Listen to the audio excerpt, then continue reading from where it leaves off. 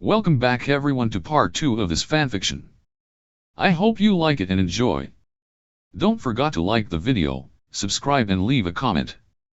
Now let's get to the video. Chapter 3, The Chunin exams begin. The day of the Chunin exams had arrived, and Naruto was ready to take them on. On his way to the academy, he ran into Sasuke and Sakura who were waiting for him. However, Naruto could see from Sakura's interactions with Sasuke that she was a bit more unwilling to talk to the Uchiha. "You guys ready for this?" Naruto asked his teammates, while Sasuke gave an arrogant smirk and a humph. Sakura just nodded her head, and so they went inside and headed up the next floor where they saw a group of genin trying to get through a door that was labeled 301. However, two of the genin, one wearing a ridiculous green leotard with orange leg warmers with a black soup bowl haircut and huge bushy eyebrows, and a girl with brown hair tied back into two panda ear-shaped buns with wearing a pink sleeveless blouse and blue pants, but they kept getting pushed back by two older genin. However, Sasuke, being the arrogant and smug jerk he is, was about to spoil the whole thing by revealing the truth, but Naruto just elbowed him in the side. "Don't even think about it, Sasuke," he said as he walked past them, telling Sakura and Sasuke to follow his lead. However, his actions caught the attention of a young man with long brown hair and pale eyes wearing a tan shirt and black shorts. "Tenten, Lee, come on, let's go," he said to his comrades, who were a bit confused, but then again this was Neji Hyuga, who was the top rookie of the year the preceding year. However, Lee just stopped for a moment, causing Tenten to look back at him. "Lee, are you coming or not?" she asked him. "You can go on ahead, Tenten, I just want to check something first," Lee replied as his gaze was focused on Team 7.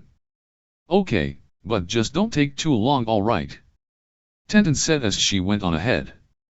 Meanwhile, Lee approached Team 7 with a determined look in his eyes which caught Naruto's attention. "Hey, you, are you Sasuke Uchiha, this year's top rookie?" Lee asked, his eyes focused on Sasuke. "Yes, I am, so what's it to you?" Sasuke answered with a scowl on his face. "I wish to fight you right and now to test my skills," Lee answered. "Are you sure about that, kid? You're way out of my league," Sasuke said and boasted, which Naruto shook his head at. "Oh, great, here we go again. Sasuke, would it kill you for once to keep your mouth shut?" Naruto thought to himself before Lee turned his attention to Sakura with a twinkle in his eye that scared her. "Also, I would like to ask this youthful maiden, your name is Sakura, correct?" he asked the bubblegum-haired girl, who nodded nervously. "Please, will you be my girlfriend? I swear to you that I will protect you with my life," he asked and then declared. However, just by looking at the boy, Sakura was scared half to death at the prospect of being Lee's girlfriend and imagined herself wearing the hideous leotard and those leg warmers. By this point, inner Sakura had taken over Sakura and screamed, "No way, why is it that I always attract the freaks, why?" she screamed, causing Lee to sulk. Naruto just gave an exasperated sigh, walked over to Lee and put a comforting hand on his shoulder. "Don't worry about it, Lee, there are plenty of other fish in the sea, so to speak," he told the mini Bruce Lee clone, which did lighten Lee up a bit as he got set to spar with Sasuke. Naruto remained on the balcony to watch the fight while Sakura remained on the ground floor to root Sasuke on. However, even with his Sharingan blazing, Sasuke couldn't seem to keep up with Lee, let alone hit him. Unlike normal ninja who could use chakra to utilize ninjutsu and genjutsu, Lee was incapable of this, so to compensate he focused his training solely on taijutsu, straightforward hand-to-hand combat, but on an extreme level. The fight was less of a spar and more of a massacre of an ego if you were watching this from Naruto's perspective, and just as Lee was about to finish it off as his bandages unwound themselves, that's when Naruto saw it on Lee's right ring finger. There was a green ring with a simple lantern design on the face. Bushy brows is a green lantern, but how? He asked himself back to the fight when suddenly a pinwheel caught Lee's tape and pinned it to the wall. "I think I'm in trouble," Lee thought to himself as he got down on his hands and knees in a begging position. "Lee, you know that using the jutsu is forbidden," said of all things a red-skinned giant tortoise, which caused Naruto to sweat drop. "He's talking to a tortoise," he said to himself, before thinking it over. "Is it possible for a tortoise to become a sensei?" he asked himself before jumping back down and approaching Sakura, who had caught Sasuke after Lee had dropped him. "Hey Sakura," He's talking to a tortoise, right? Naruto asked curiously. Yeah, of course he is. Why? Sakura asked him. Well, I was wondering if it was possible for a tortoise to become a sensei. Naruto replied as Sasuke was slowly getting back on his feet. How should I know if a tortoise can become a sensei? Sakura asked back with exasperation in her voice. Meanwhile, back with Lee and the tortoise. Prepare for your punishment, Lee, cause here's Guy Sensei. The tortoise said as suddenly with a bang and smoke coming out of the shell of the reptile was a man that could pass itself as an older clone of Lee or his father. That the resemblance was scary. The only difference was the Jounin vest that the older man wore, but everything else was the same as Lee. How's everyone doing today? Hope you're all full of youth and vigor. The strange man asked as Team 7 just gawked, screamed, and huddled closer together out of fear at the sight of this fashion crime excuse of a human being. Well, look at his eyebrows. He's got the biggest ones, yet they're almost alive. Naruto screamed at the top of his lungs. Guy turned his attention to Squad 7, which got our trio nervous. Oh no, he's coming right for us. Naruto exclaimed. So, you're Kakashi's squad, am I right? Guys asked. You know Sensei? Sakura asked. Do I know Kakashi? Guy laughed. You might say he and I are eternal rivals. Guy boasted before Team 7 looked at each other with uninterested and confused glances. Did Kakashi-sensei ever say anything about having an eternal rival, Guy? Naruto asked his teammates. I don't think so. Sasuke replied. If he had one, it's not one that I know of. Sakura answered, causing Guy to face vault. Damn you and your cool behavior, Kakashi! He screamed to the heavens before turning his attention back to the trio. Yes, he and I have been eternal rivals since we were your age. In fact, I'm actually stronger and faster than Kakashi. Guy said, giving the team his good guy look, thumbs up and sparkling teeth and all. Are you serious? Sakura gasped. No way, that's true. Naruto said. That's impossible. Sasuke said. Do not underestimate Guy Sensei, he is the best. Lee started as Guy turned to his student with tears.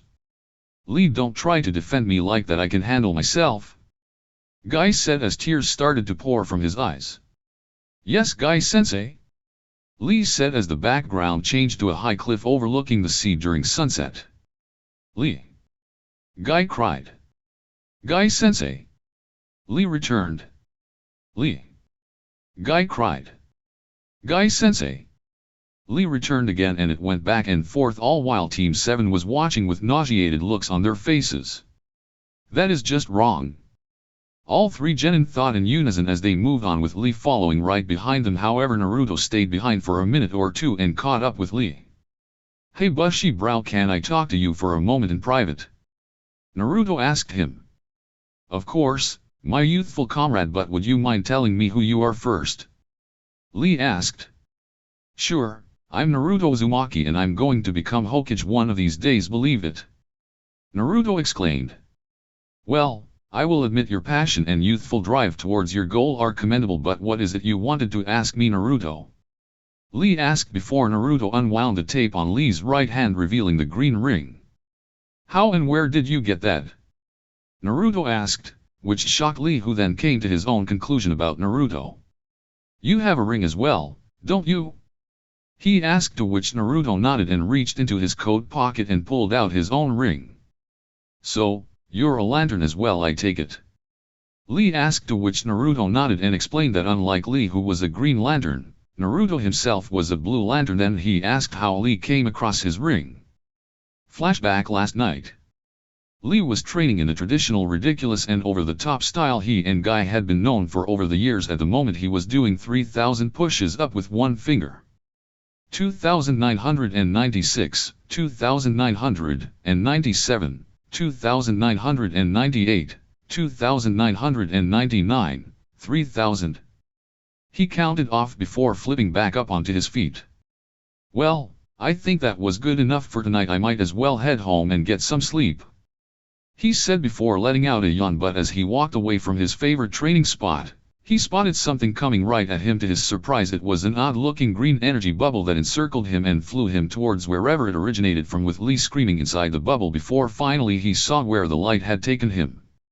Lee saw that he was now at the rim of a large crater. Looking down inside the crater, he spotted something in there and decided to investigate. When he entered the hole, he found a peculiar sight. "What's this? A spaceship? That's impossible," he said to himself as he saw a being who looked like a human. The only thing that would remotely suggest that he was an alien was the fact that his head had a reddish hue to it. "Hang on, friend, I'll get you out of there," he told the dying alien as he kicked open a hole big enough for him and the alien to crawl out of the ship. "Don't worry, my friend, I'll get you to the hospital as fast as I can," Lee said before the alien cut him off. "No, it's too late for me," the alien said, causing Lee to jump in shock. "You speak Japanese?" Lee asked him. "No, the ring serves as a universal translator," the alien said as he continued to slip closer and closer to death. "My name is Aben, sir. Please tell me your name," he asked the young ninja. "It is Rock Lee of Konohagaku," Lee said with a tear or two coming out of his eyes. "The ring chose you, take it. It is a great responsibility," Aben said as he dropped an emerald-colored ring with a simple lantern design on the face in Lee's hand. "What am I supposed to do with it?"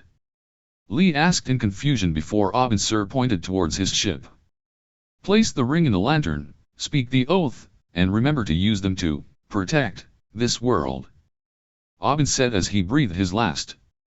Lee decided that whatever happened, Aben had to involve some type of fight, so he thought about giving the alien a proper burial but decided to reach into the ship and pull the simple-looking jade lantern out of it first. Climbing back down into the crater, Lee re-entered the ship through the same hole he created the first time, grabbed the lantern, and then climbed out of the crater to prepare Aben sir's body for burial.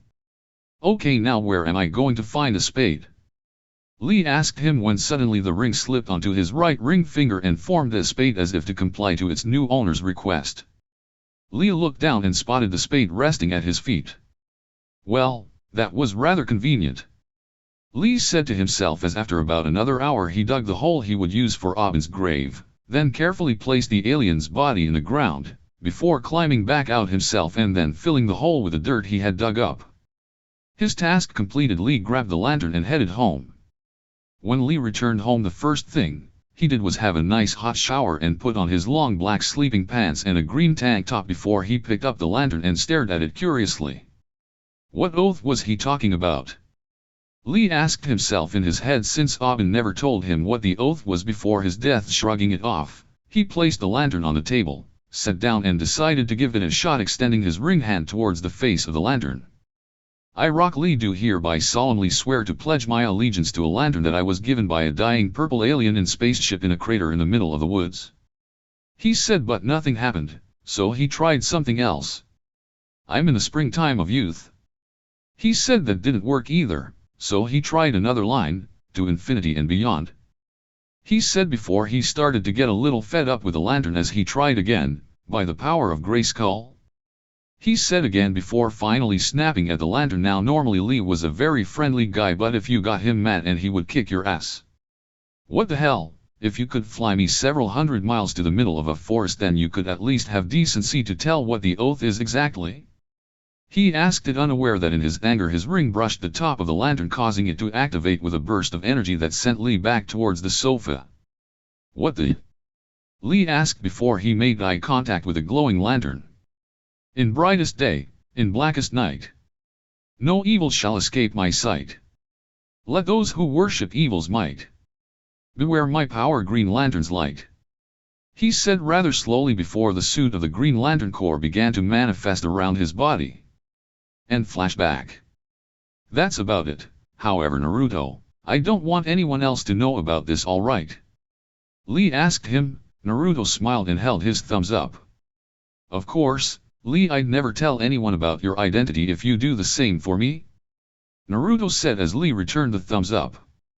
"You can count on me, Naruto, to keep your secret safe," Lee said as they ran back to catch up with their respective teammates. Meanwhile, Sakura was trying to console Sasuke after Lee had roughed him up in their sparring match. "You okay, Sasuke?" Sakura asked Sasuke. I'm fine, in fact I'm excited. Sasuke replied. As they reached the third floor with a deep breath they opened the doors. Well guys, this is it. Naruto said as he pushed the doors open to find various genin of different ages, villages, and so forth. Naruto whistled at the sheer number of candidates. Wow, I didn't think there would be so many taking the exams this year. He said to his teammates when suddenly a purple and blonde blur came racing toward them and grabbed Sasuke from behind, revealing it to be their former classmate Ino Yamanaka. Sasuke. They turned to see Ino Yamanaka, Sakura's supposed rival for Sasuke's love, clinging to Sasuke. I've been wondering when you'd show up, she said before Sakura, exasperated by Ino's behavior, approached them. Ino, let him go, Sakura said without much of a fire to protect him, which caught Ino slightly off guard. Oh, Miss Ford, they let you here too? Ino asked, making Sakura angrier until the bleach blonde looked and spotted Naruto. Oh, hello Naruto, I see you haven't changed a bit, she said snobbishly. Actually, Ino, I have changed for the better, however unlike you I've changed on the inside not the outside, Naruto rebuked, shocking the bleach blonde girl when another voice spoke up. So, you're all here too? This is going to be such a drag, said another classmate and one of Ino's teammates, Shikamaru Nara, who was standing alongside his best friend Koji Akimichi, who was munching away at his standard issue bag of potato chips. Shikamaru, your complaining knows no bound, Naruto replied. Well, look at this, a voice said, belonging to Kaiba Inyazuka, the cocky dog boy, with his team of Shino Aberame, the bug user, Hinata Hyuga, the heiress to her clan, and his faithful canine companion Akamaru sitting on his head.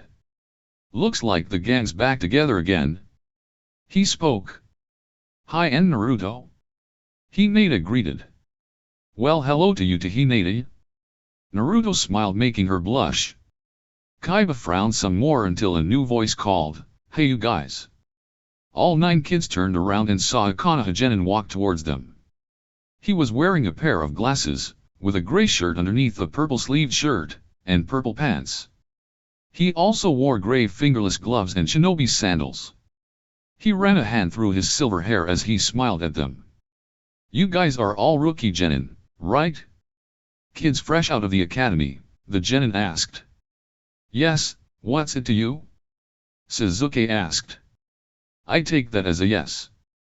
Take it from someone who has taken this test a few times. Stop drawing attention to yourselves so much, especially if you want to live, the genin explained. Good advice, but who exactly are you?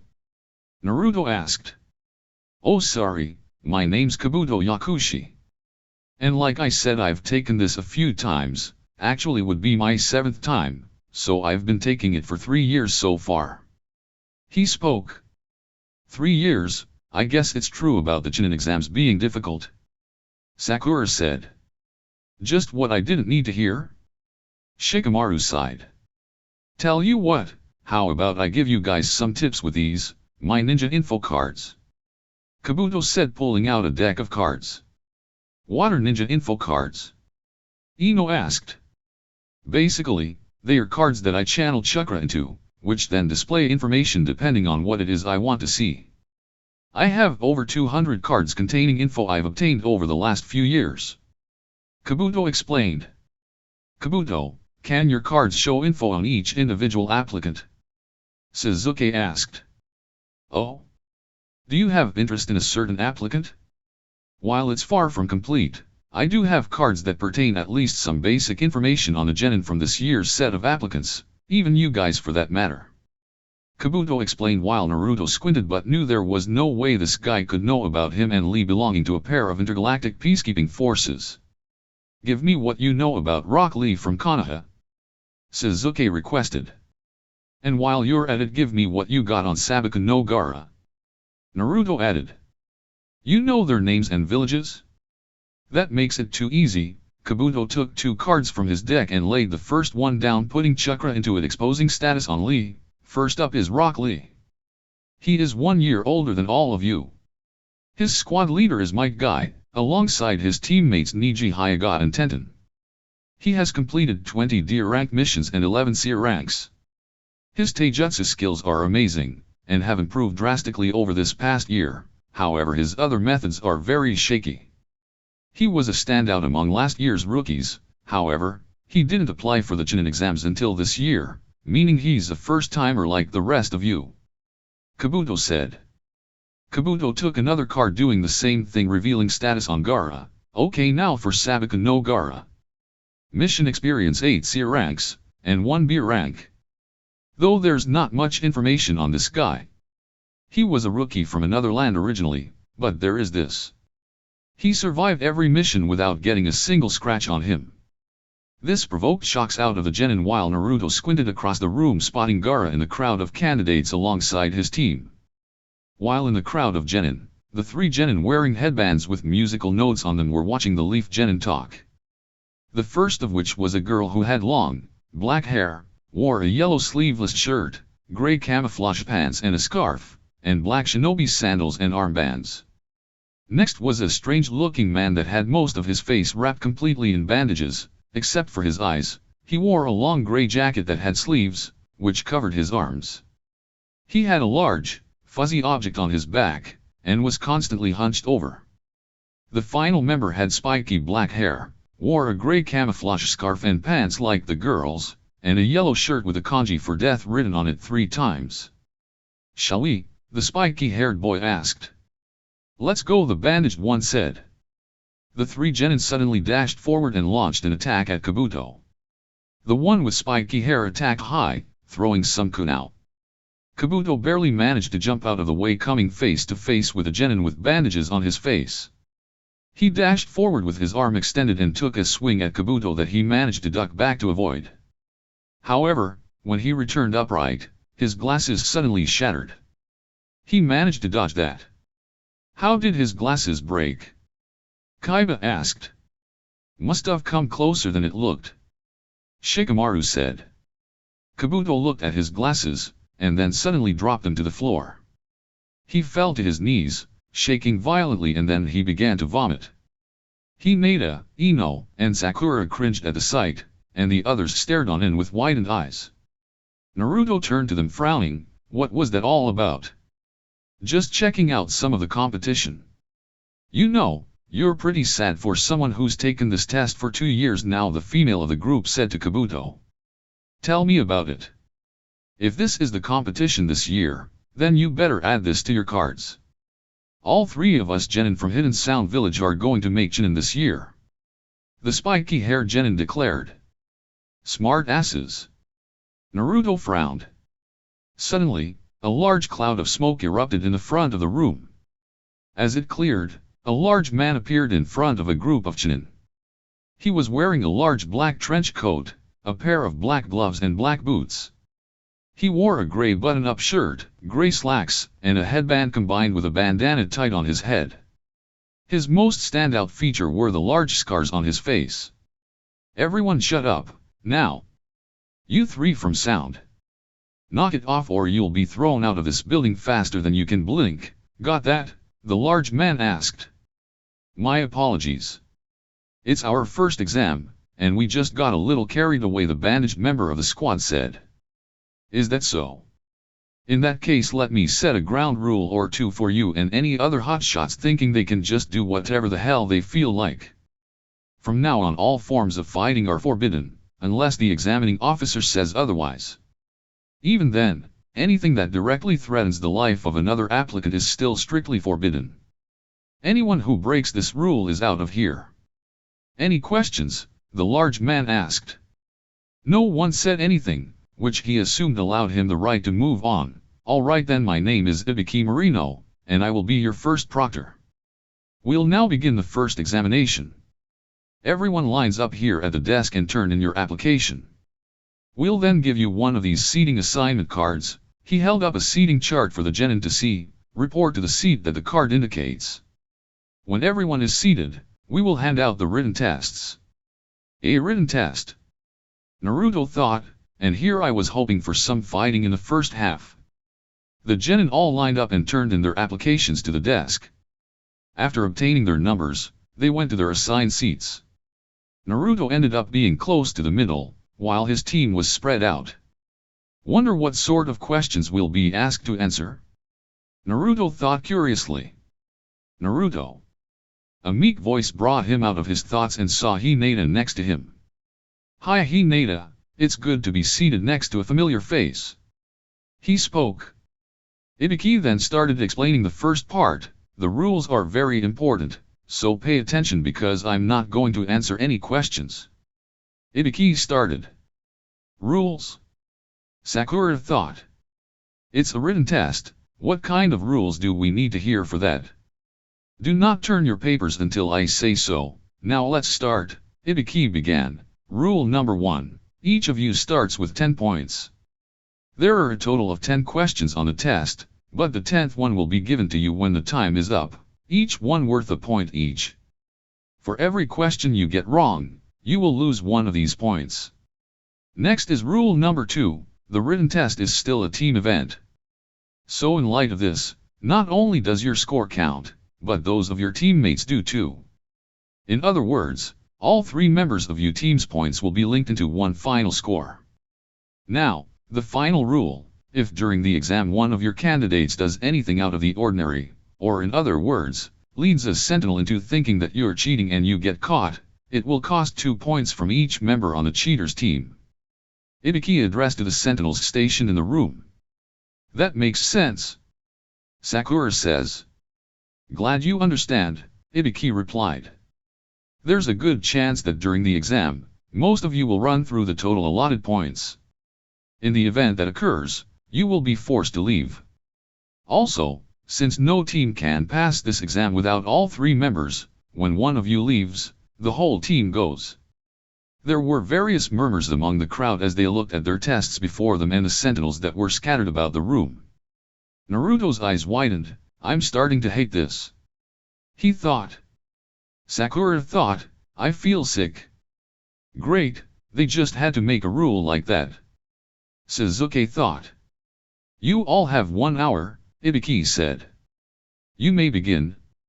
Immediately, the sound of papers flipping and pencils clacking began to fill the room.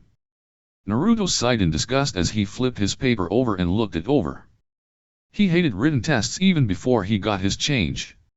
When someone asked him a question or something, he could answer it as best he could, but when he had to write it down, his mind for some reason would go blank.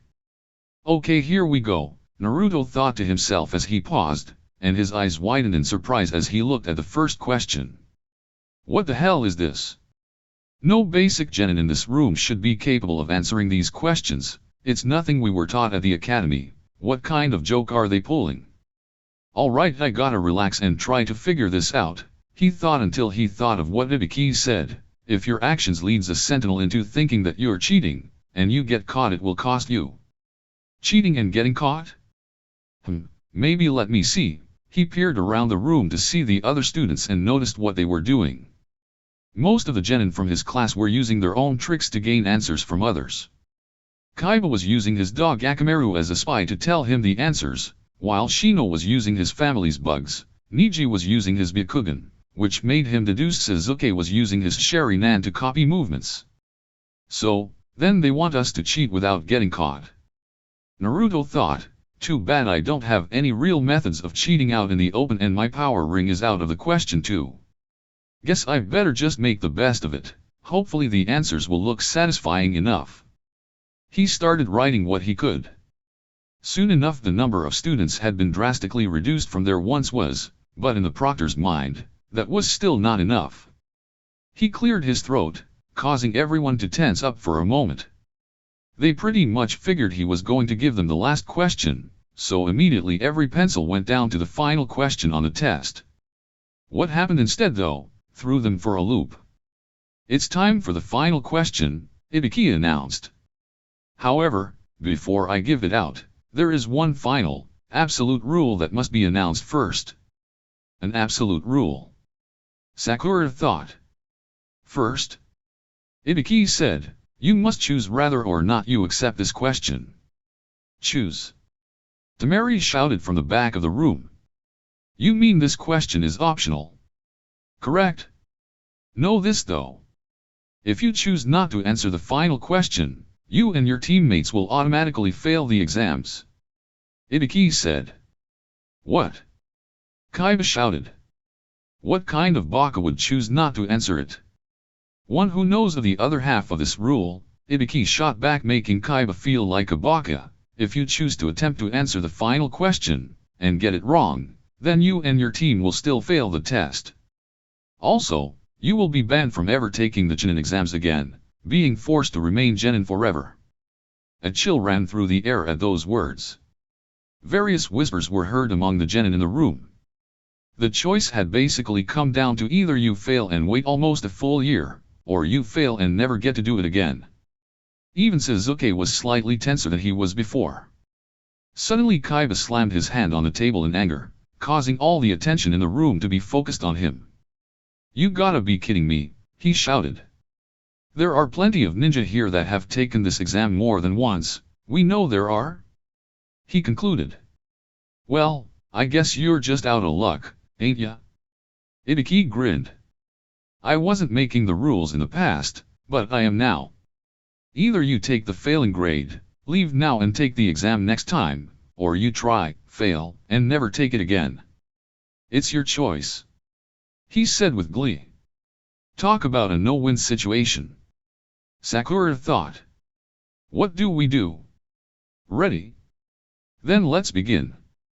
Ibiki said. Those who do not wish to partake in the final question need only to raise their hand. Once their number has been confirmed, they may leave the room when their number is confirmed. Almost immediately after saying that, several genin began to raise their hands and left. Naruto couldn't believe that the man had shaken them up so bad, although truth be told, he had his doubts too. Like all the others, he was faced with a lose-lose situation. He sat quietly, thinking it over. Oh man, if I risk it and blow it I can never move on from genin, but if I walk away I'm only looking like a coward.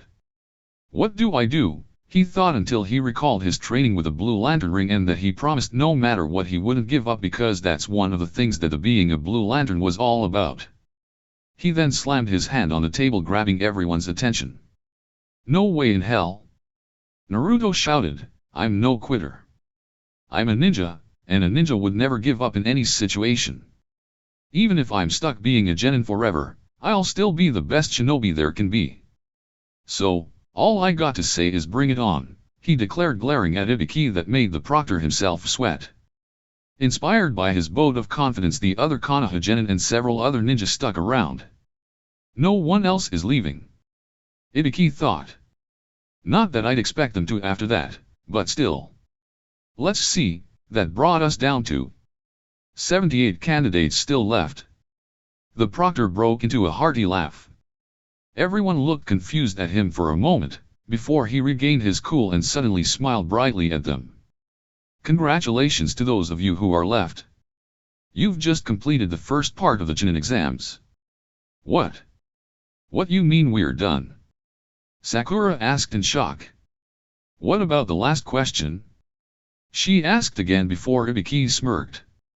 Huh? There is no 10th question past the whole accept or reject thing. Ibiki chuckled until he paused as he looked over to the window. That time already, huh? He said to himself. A large black shadow began to make its way to the window. The glass shattered to pieces as a woman jumped through the window. A banner launched from behind her, which had her name and shinobi rank painted on it. All right maggots, listen up, the woman announced. It's time for the second test of the Chunin exams. I am the chief proctor, the hot, sexy, and still single, Anko Minarashi. Ibiki sighed, Anko, you're early again. Anko looked incredibly awkward, especially after pulling such a stunt. She looked about the room at the remaining genin, and a slight scowl came to her face. She looked back at Ibiki and rolled her eyes at the scarred man. You passed this many teams this year, Ibiki, you've been getting soft. Anko frowned. Or maybe we just have an interesting collection of candidates this year, he countered. Well, that's gonna change.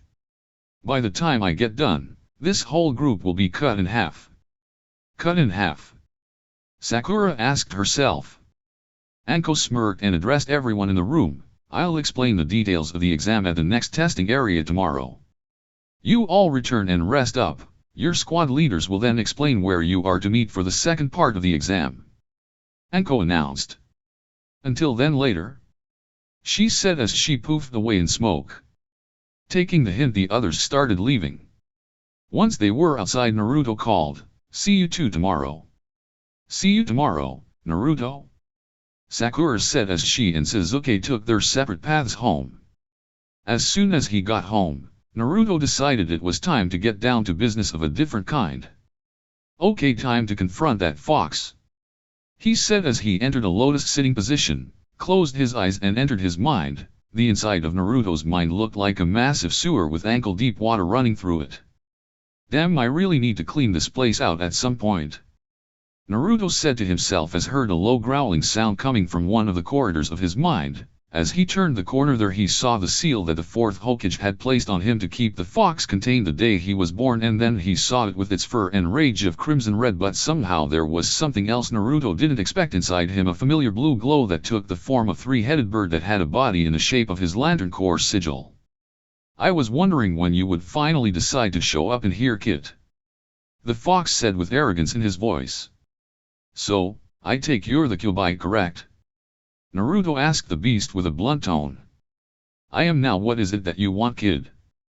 he asked Naruto, snapping his jaws at his host from behind the bars of the seal.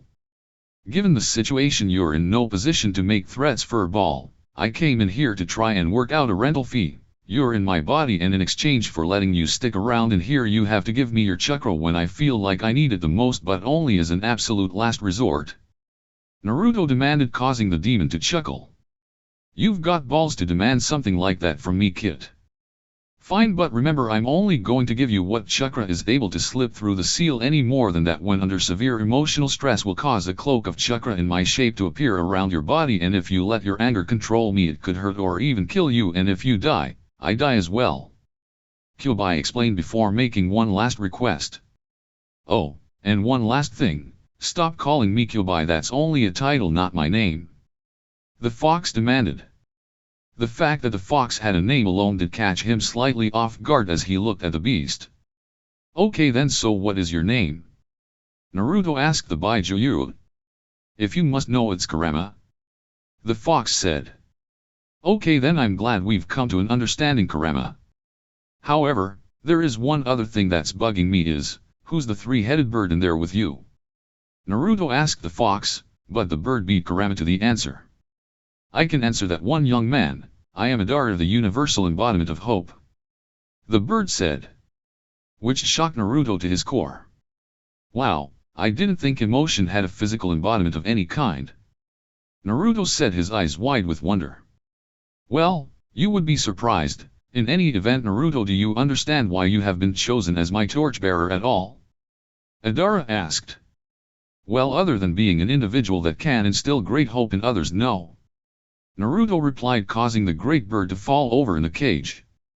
"Okay, listen carefully. I chose you because while you are filled to the brim with hope, you also have the willpower necessary to keep it alive, and it's your mission to not only bring that hope out in others around you but everyone in this land that feels oppressed and defeated. Do you understand that?"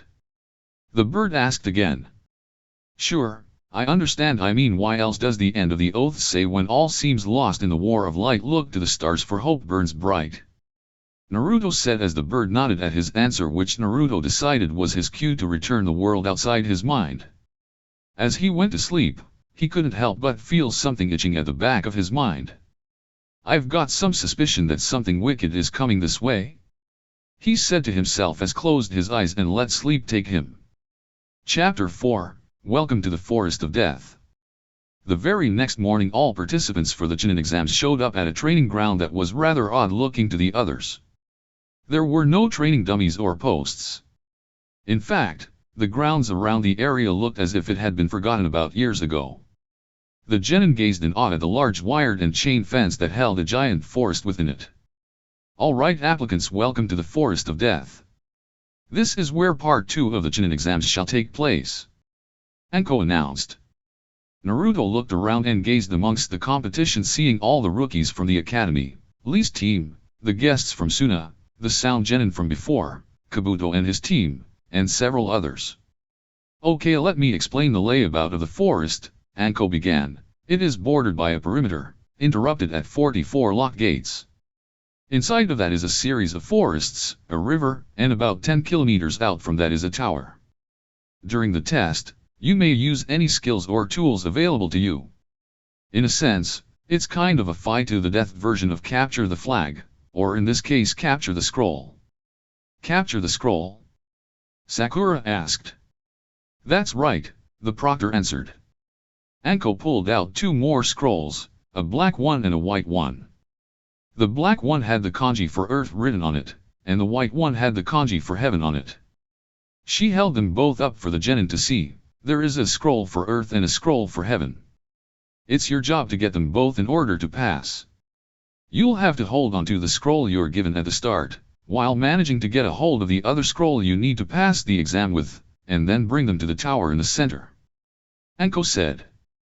Not only that, but you have a time limit. You will have 5 days to get both scrolls and make it to the tower. Anko said. 5 days, how troublesome. Shikamaru sighed.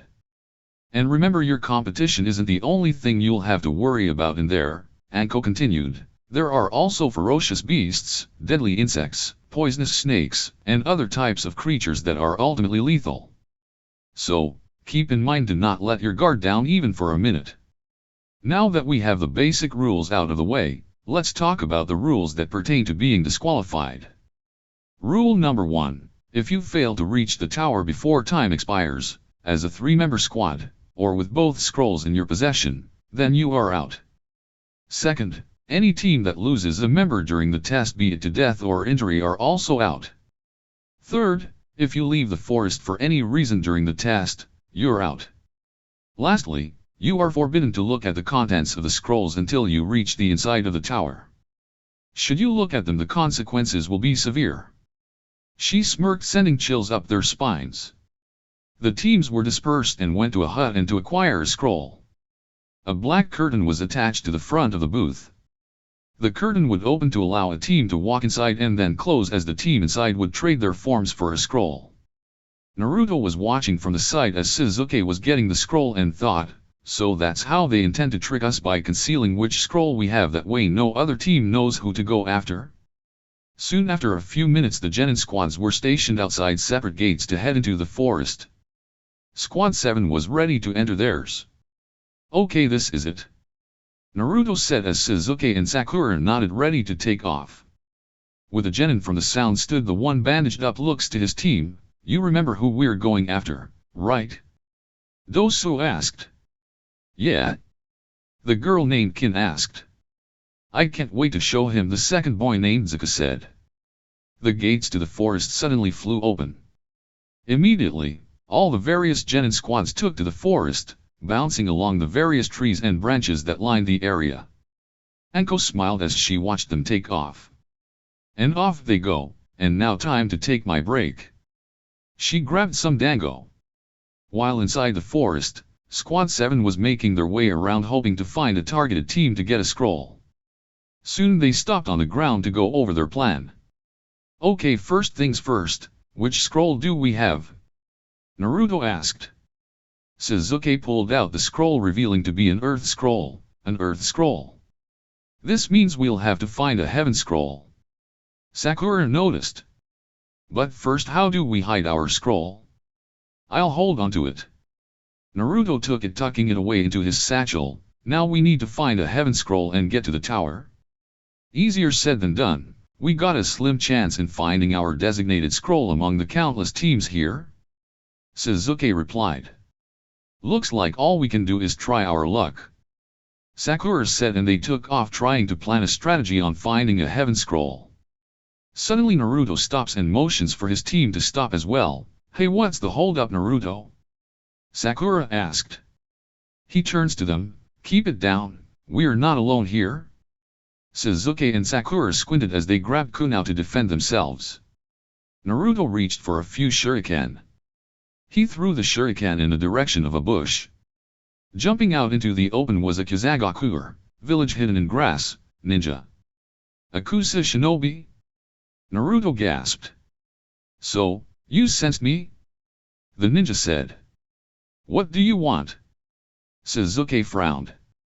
Nothing much, just your scroll. The sick pedophilic ninja replied. Well, you can't have it. Sakura barked. Oh dear, then I guess I'll have to fight for it. The ninja used wind release and blew them all backwards, crashing into the trees. That's gonna leave a mark. Naruto groaned. This guy is too strong to be a genin. I'd better see what this is all about. He summoned a shadow clone and sent him to join Sakura and Sasuke before pulling out his ring and reaching into his universal pocket to get his lantern battery. In fearful day, in raging night. With strong hearts full our souls ignite. When all seems lost in the war of light. Look to the stars for hope burns bright. He chanted as his jumpsuit changed to its blue counterpart, his mask appeared over his eyes and the hood appeared over his head. When Squad 7 prepared themselves, the Kusa ninja formed some hand signs, Kukios no Jutsu, the ninja palm slammed the ground and in a poof of smoke appeared a giant snake. Giant snake. Sakura panicked. Bon appetite. The Kusa ninja said as the giant snake was ready to feast. Hey ugly! A voice shouted from out of nowhere. Suddenly a blue energy bolt was fired at the giant snake, injuring it, and it poofed away. Where'd that come from? The Kusa ninja looked for the source until the 4 ninja looked up on a tree branch, seeing the blue lantern. A party and I wasn't invited, he asked, feeling hurt. Who are you? Sakura asked, confused as to who this guy was that saved them. I am merely the conduit of the great hope that surrounds us all, but I'm better known as the Blue Lantern. The hero said. What? The Kusa ninja gasped. What are you doing here? Sasuke asked. I'm here for the Chunin exams, of course, he said as he dropped down, and it looks like this guy's a problem for ya. He said as he pointed his ring at the grass ninja. Stay out of this, worm, this does not concern you, the ninja warned the lantern. Actually, these guys are like friends of mine, so technically it does concern me? Blue Lantern replied. The ninja performed some hand signs that Sasuke knew. Get back, that's the fireball jutsu. He screamed. Blue Lantern instead held up the ring in front of him and formed a fire hose and sprayed it as the fireball was launched straight at him. Sasuke and Sakura thought he was a goner but saw as the steam cleared, the Blue Lantern was completely unharmed. What? The Kusa ninja asked, outraged. Your opponent is me now? Blue Lantern said as he formed a sword from his ring and went at it with the ninja. Even with a sword, however, Blue Lantern still was being bested by his opponent. When Blue Lantern was knocked down, he saw the ninja form some hand signs. Senya Jashu, hidden shadow snake hands, emerging from his sleeves were a few snakes coming right for him. No. Naruto's clone jumped in, taking the blow but poofed away. This act shocked Blue Lantern, seeing how loyal even his clones were to himself, but that also could blow his cover. Sasuke and Sakura saw it and were more shocked. That was a clone. Sasuke asked. Then where's the real Naruto? Sakura wondered as Blue Lantern got up. Take this, he held the ring out like a gun and fired the same blue energy bolt at the ninja, knocking him to the ground. You got him! Sakura cheered. Suddenly they heard laughing coming from the ninja, who started speaking in a different voice, a slithery one. Amazing, I've never seen such strength in such a young ninja for so long. The ninja emerged, got up, revealing his face was pale white, with beady yellow eyes, and on his forehead was the headband of the Sound Village. That's a headband from Sound. Sasuke gasped. Talk, who are you? Blue Lantern demanded, readying his ring for another shot. He snickered, I am Orochimaru, former Konoha shinobi, and your executioner? He said as he licked his lips with a long tongue. Wrong, because I'll be executing you?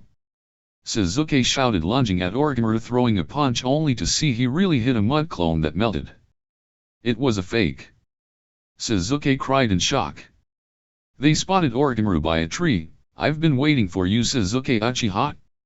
He made a few hand signs and he stretched his neck forward and bit Sasuke in the neck. The Uchiha screamed in agonizing pain, and when Orochimaru let go, Sasuke fell to the ground and 3 comma markings appeared on his neck. What did you do to him? Sakura gasped. Just a simple token of my appreciation, he will eventually seek me out for power, since his mind already works like that. Orochimaru answered as he started sinking into the ground. Naruto's eyes glowed red with Kurama's chakra beneath his blue lantern mask and hood. "You team!" he shouted, jumping the hebai as he was taken into the ground with him. "Blue Lantern!" Sakura called out but heard Sasuke cry in agony. "Oh no, Sasuke!" She tried to help him up but noticed the marking on his neck. "I got to get you somewhere safe," she said as she took him under a hollow tree and looked out into the forest. "Naruto, where are you?" she asked to herself. Meanwhile, Blue Lantern and Orochimaru popped out of the ground and continued going at it with neither one showing mercy. "Such persistence, what keeps you going so much?" Orochimaru asked. "It's my job to see evil doesn't triumph and that hope is preserved," Blue Lantern called, using his ring to form a fist to fight the ninja. "A very noble act for one such as yourself, but sadly I have other matters to attend to. See you around." He vanished. "Wait," Blue Lantern called but knew it was pointless. "That was weird. Wait a minute, Sakura, Sasuke. Oh man, I gotta find them," he said as he held his ring up. "Rings locate Sasuke, Uchiha and Sakura Haruno," he told it. Unable to comply, dense foliage blocking scanner capabilities. The ring answered. "Rats, well, guess I'll have to find them the hard way," he said as he flew towards the location that he last saw them at. Blue Lantern started jumping amongst the trees to find his team and conserve some of the power the blue ring had left, but due to the forest being so big, dense, and thick, he wasn't having much luck. No use, they must have carefully hidden themselves in case that freak came back. "Well, no use in trying to continue now, I need to rest," he said to himself as he took shelter in a tree trunk. "May as well stay in lantern form, who knows what could find me." He decided to summon some Blue Lantern shadow clones as well to guard and warn him of any danger. When morning came, the sun peeked through and Blue Lantern woke up yawning. "Ah, morning. Well, done guys, now fan out and search for my teammates. If you find them, dispel." The clones took off in search.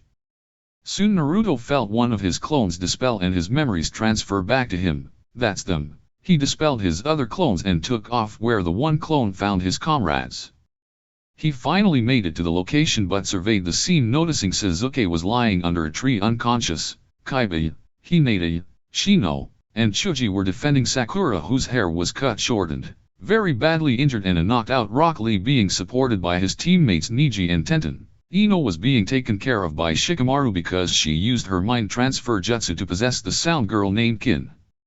"Looks like they'll need help," he said to himself. However, as Naruto was ready to jump in, he felt a surge of heavy chakra in the air, and saw it radiating from Sasuke, who shot up and seemed to be covered in black flame markings on his body like tattoos. Is that the power of the mark put on him? Naruto thought. Naruto watched the scene as Sasuke started attacking Zaku, and soon the Uchiha started fighting dirty with Sound Ninja. He got behind the Sound Genin, pulling his arms backwards. "You must really be attached to these arms," Sasuke told Zaku as he pulled on them. Everyone watched as Sasuke pulled so hard the bones in Zaku's arms broke. Naruto was shocked by this, never seeing his own teammate fight dirty. "Sasuke just broke that guy's arms. That's it, I'm stepping in and taking him out," Naruto thought, ready to move, when suddenly his ring pulsed with power and flew him over towards Sasuke. In addition to that, the concealed green lantern ring that Lee had begun to pulse with its power, bringing him back on his feet. Meanwhile, Naruto's ring was busy trying to correct the psychological damage to Sasuke that Orochimaru's seal was causing. Locating source of psychological imbalance, source located, administering antitoxins. The ring said as it fired a beam at the mark on Sasuke's neck. Meanwhile, in another part of the forest, Orochimaru was feeling a sharp stabbing pain in his body. "What's going on?" he asked as he felt the pain get worse. "My link with Sasuke is being disrupted," he said to himself while clenching his teeth to hold a scream of pain back. Meanwhile, Sasuke was screaming in agony as the curse mark not only began to recede but come off his body. As soon enough, the mark that was trapped inside the blue bubble of energy shattered like glass in front of the eyes of all the genin present, except Kin and Zaku. Meanwhile, back with Orochimaru, He had felt the connection between himself and Sasuke's mind get broken, and the curse mark destroyed, which shocked him to his core. He growled in anger as the one he had chosen to be his next vessel was taken from him before he could fully tempt him with the power the mark offered. Damn you, Blue Lantern! Someday soon I will get Sasuke back in my grip, and when I do there will be hell to pay, Blue Lantern. Do you hear me, Blue Lantern? You will pay. Orochimaru screamed to heavens. Ino returned to her body, and Kin and Dosu collect the injured Zaku and offered their heaven scroll and vanished. Sakura checked on Sasuke, seeing he fell unconscious, and while everyone was recollecting their strength, Ino offered to fix Sakura's hair, making it less messy and evened out. Naruto knew he had to go back to his team but didn't want to come up to them and pretended nothing happened, so he tried a different approach. He approached them still as the Blue Lantern, surprising everyone as Kaiba and Neji got defensive. Who are you? Neji demanded. You here for some trouble? Kaiba asked suspiciously. Guys, wait. Sakura blocked them. It's okay, he's an ally. She said. He is. Chuji asked, and Sakura nodded in assurance. I can also vouch Sakura's claim that he's an ally. Lee said, backing her up. So who are you? Ino asked him. I'm the Blue Lantern. He answered. The Blue Lantern? Shikamaru asked. What kind of name is that? Kaiba scoffed. I think it might be a title actually. Hinata corrected him but was nervous for speaking her thoughts. She's right, and I'm glad to see all of you are okay. I'd love to stay and get to know you all, but Sasuke there needs attention. Come on Sakura, I'll help you take him to the tower. The Blue Lantern said as he hefted Sasuke over his shoulder. But wait, what about Naruto? Sakura asked. Don't worry, I know where to find him, just follow me. He replied as they took off. What was up with that? Koji asked. I don't know, but I guess everything's alright now. Ino replied. I believe that the Blue Lantern has the greatest potential of us all. Lee said. Lee, Tenten, we're leaving. Neji ordered as they left, with Tenten looking back at where Naruto left. Yeah, us too. Kaiba said as his team started leaving. Come on guys, let's go. Shikamaru said as his group left, with Ino taking one look back. I wonder who that guy is under the mask. She thought. As Blue Lantern and Sakura helped the unconscious Uchiha around, Sakura asked him, by the way, what happened to that Orochimaru? He got away, I'm afraid, but I got a feeling no one's seen the last of him. Blue Lantern replied. I don't get it, why did Naruto just vanish leaving a shadow clone? Sakura asked, making Blue Lantern nervous but knew that he couldn't hide it now that she saw his clone dispelled and he wasn't there to help them. Soon as they reached the tower, as the Blue Lantern set Sasuke down. Hey, you said you knew where to find Naruto, where is he? Sakura looked around as the Blue Lantern stood with his back towards her. Sakura, I haven't been honest with you about who I am. He said with a sigh as he put his focus to changing back into his normal attire. What are you talking about? Sakura asked in confusion but watched as her ally transformed, and standing before her was none other than her own teammate, Naruto. You're the... She was cut off as Naruto put a hand over her mouth. I'll explain later, but right now we need to get Sasuke inside the tower where we're safe. Okay. Sakura nodded as Naruto took his hand away from her mouth and they took Sasuke into the tower. They walked through a hallway until they reached the center. You still have the Earth Scroll, Naruto? Sakura asked. Of course. Naruto pulled it out of his satchel. Sakura pulled out the Heaven Scroll, and they opened both before dropping them on the ground, and in a poof of smoke there stood Irika Mino, their academy instructor. Hey guys, glad to see you made it. He said to his former students. Irika-sensei. Naruto asked. Where'd you come from? Sakura asked. Those scrolls you were assigned to obtain were actually summoning scrolls. When you obtained both and opened them together, you were able to summon me here, Irika explained, and I'm here to congratulate you for passing the second part of the Chunin exams. He concluded. Well, thank you. Naruto answered. Iruka noticed Shizuke's condition. What happened to Shizuke? He asked. It's alright, he was just knocked out, but he should be fine. Naruto assured him. Well, since you have 3 days to spare before the 5 days are up, you're free to wait around here until then. Rooms and beds are top level on the right, and a cafeteria on the left. Iruka explained the layout. Thanks. By the way, has anybody else made it here yet? Naruto asked. Well, this team from Suna, a redhead, a blonde, and a guy in a black outfit. Iruka explained. The Suna team. Naruto replied. Well, until then try to relax a little. Iruka said. Will do, sensei. Naruto replied. Soon Naruto and Sakura brought Shizuke to their selected room until the Chunin exams continued with Shizuke lying in bed. Alright Naruto, I'm all ears, and I want to know how you are the Blue Lantern. Sakura asked. Okay Sakura, I'll tell you, but take note, what I'm about to say is going to totally sound far-fetched, he said. I still want to know. She replied. Alright, Naruto took a deep breath and told her everything about how he became a lantern. And that's everything that's happened, he said, finishing his tale. Sakura was left in shock from Naruto's story, and just as Naruto warned her, it did sound far-fetched. I can't believe that all this time you were able to deceive us with your shadow clone, she said in a surprised tone.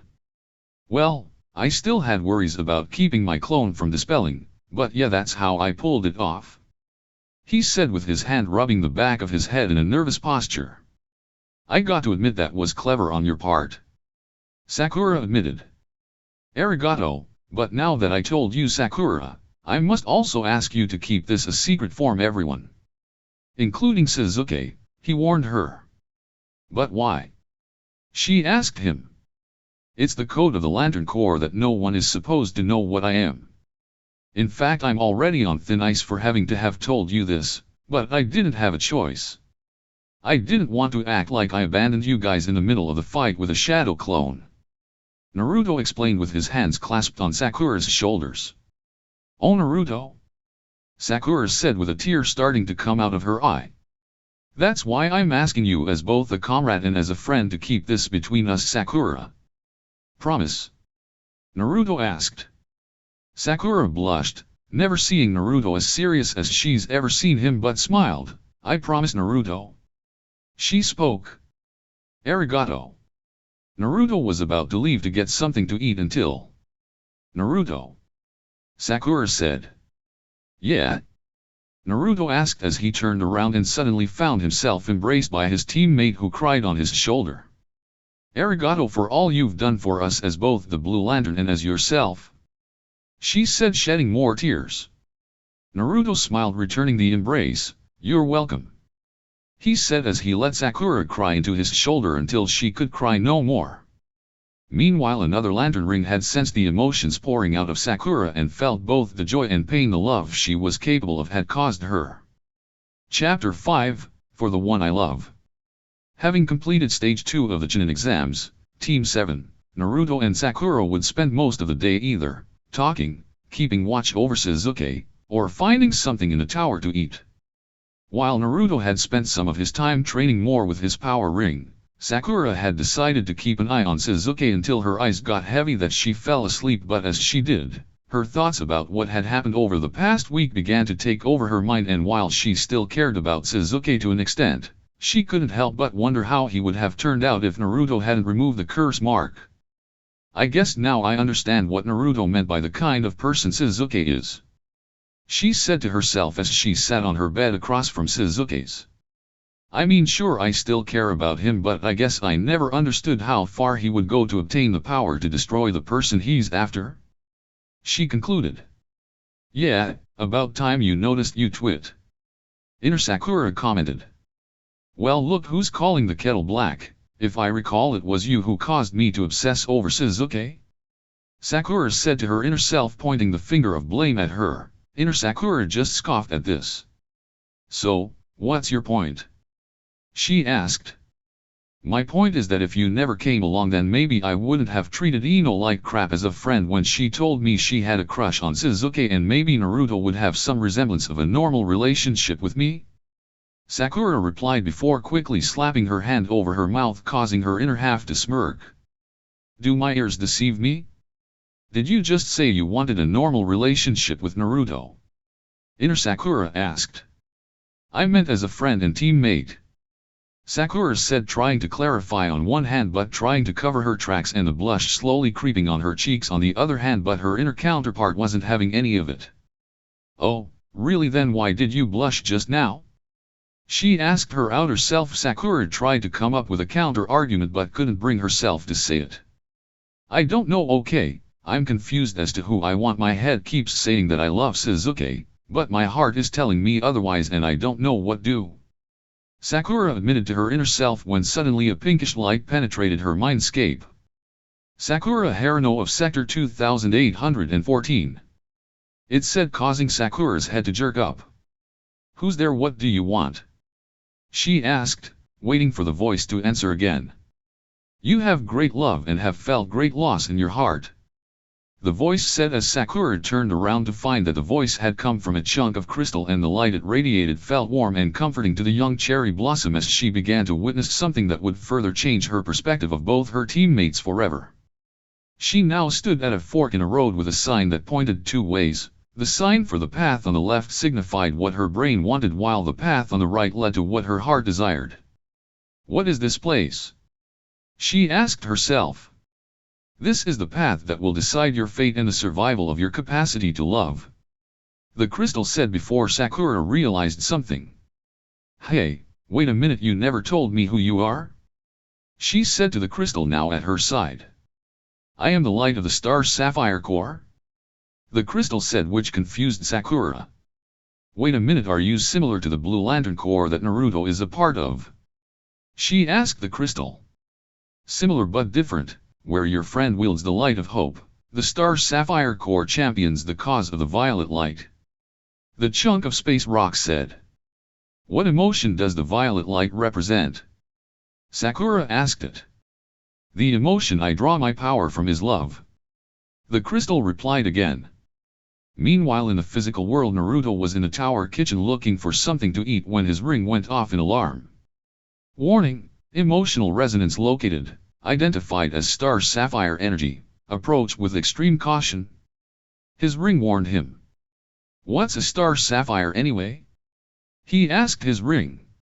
Star sapphire aka violet lanterns are a corp of former green lanterns that refuse to forsake any emotion. The power rings of the star sapphire core are powered by the violet light of love. The ring replied. How can love be in any way dangerous? Naruto asked it before his ring displayed a diagram of the electromagnetic spectrum showing that the violet light was the farthest away from the center on the right side of the diagram. Oh, that's how. Then again, as the old cliché goes, sometimes love hurts. Naruto said rather bluntly, locate source of resonance. He told his ring before it displayed a map of the tower and where the dot was blinking. Naruto shaken to his core. No, hang on Sakura, I'm coming. He screamed as he flew back to the room as fast as he could. Meanwhile, back inside Sakura's subconscious, Sakura was staring at the stone in front of her in confusion. What do you mean by this will decide if the love I'm capable of survives? She asked it. Joining the star sapphire core is optional due to the volatile nature of the violet light being so far from the center of the spectrum, hence why one effect the ring could have on your psyche is an overpossessive love that could consume you and the one your heart desires. The stone explained to her as she nodded her head and decided to see what would happen if she decided to follow her head. An image of her future life if she married Sasuke floated before her. She imagined herself doing all the housework, being a stay-at-home wife while Sasuke continued to be a ninja. She'd dot on their children of course, but she could see Sasuke coming home from a mission and giving her a kiss on the cheek. He'd then move to the kitchen table and ask when dinner was due to be ready. It felt so lifeless to her. Even the kiss had felt like he did it because it was expected, not because he felt anything for her. Thinking of the kids that Sasuke would almost certainly insist on, she could see them being respectful and wanting their dad's attention, but he'd probably focus his attention solely on making sure they were competent shinobi. Watching the family around the dinner table, Sakura Uchiha found it lacking somehow. Almost like a painting of what a family should be but lacking warmth. Sitting next to her husband, he'd politely thank her for making dinner before eating. When he was finished, he'd show his children some ninjutsu before retiring for the night. Giving her a polite good night, he'd sleep in his own bed before the day would repeat again the next day. When she was done looking at what her head wanted, Sakura started to feel the pain that had come from that day when she asked Sasuke what he thought of her as a person. I get that I've always wanted Sasuke's love and attention, but even if I did become his bride, that image of the future was stale, void of any real emotion, any real love, and void of everything. She said to herself as she looked at the path on the right. She decided to give it a look. When she saw what her life could be like if she fell for someone more like Naruto, she saw an older Naruto and she was surprised that it showed her one that was taller than her, and if this vision was anything to go by, he'd grow up to be amazingly handsome. Once again, her husband would come back from a mission, only this time it was Naruto. She wasn't sure if she had given up being a ninja or a star sapphire for that matter, as she was wearing a variation of what she normally wore, but she was standing in front of the sink washing some dishes. Naruto, who was still a Blue Lantern as well as a ninja, approached her, placing a kiss on her forehead, knowing she preferred it to a simple kiss on her cheek. Upon hearing their dad was home, the kids would come running into the kitchen, latching onto Naruto's legs. He picked up the youngest before smiling at the other two. Her imagination showed her she'd have them gathered around the table, banging silverware on the table, asking for dinner jokingly. Despite the less refined and more chaotic environment, Sakura Uzumaki didn't seem to mind giving her family a smile and seemed to be much happier than her Uchiha counterpart had seemed as she placed takeout from Ichiraku on the table, somehow knowing the small ramen stand would be a mainstay in the family's dining habit.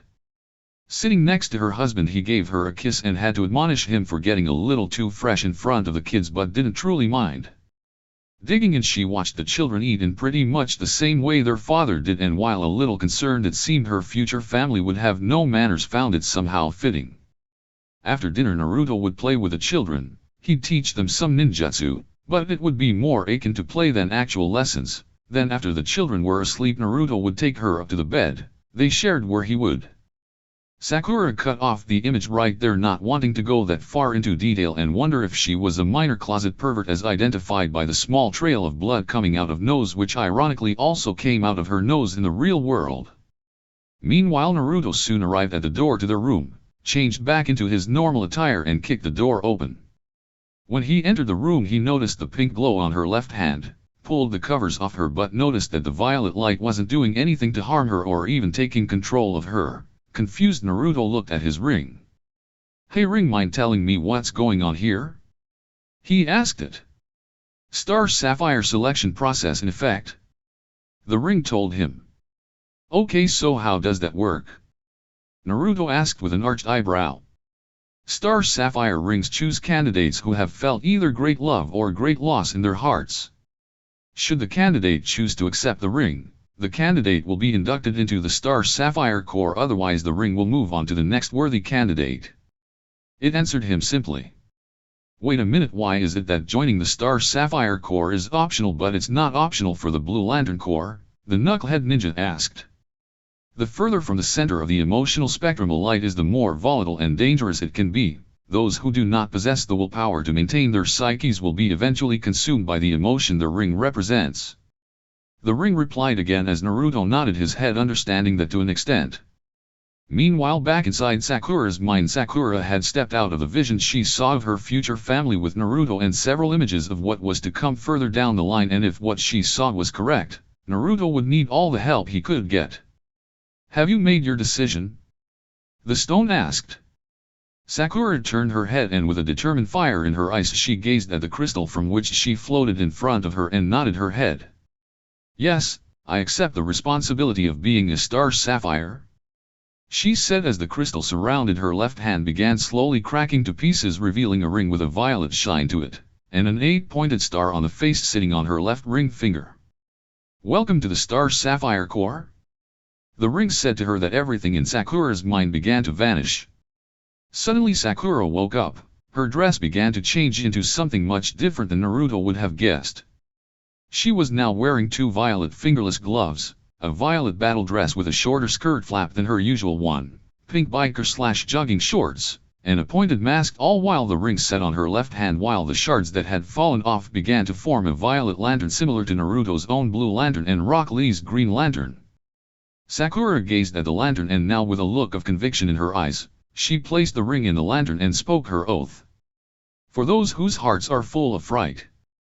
For those alone in blackest night. Accept our ring and join our fight. Love conquers all with violet light. She said as she descended to the floor and collapsed in Naruto's arms. That whole process must have taken a lot out of her. I'll talk with her about it in the morning, by then all will be well. Naruto said to himself as he put Sakura back in her bed, pulled the covers over her body, then in a rather bold move for him anyway he leaned forward and placed his lips on the center of her forehead for a brief second before finally getting into his bed and falling into a peaceful slumber. Thanks for listening. I do hope that you enjoyed this episode.